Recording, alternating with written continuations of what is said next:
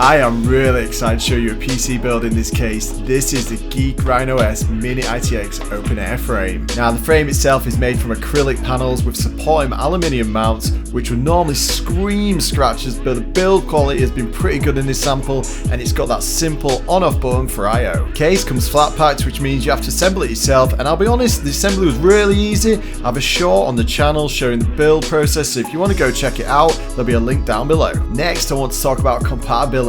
Now this case supports Mini-ITX boards, any size GPUs, up to 80x PSUs, and cooling support for up to a 360mm radiator. Now this looks pretty bonkers, I'm not gonna lie, but it adds to that whole showcase build design philosophy that I think GEEEK were going for. Finally, the open air design really highlights every component. It's instantly a display piece that draws attention to any desk, and the best part about it, it's only 40 bucks. Now this video isn't sponsored, so if you like the content, hit that like button and please subscribe for more builds.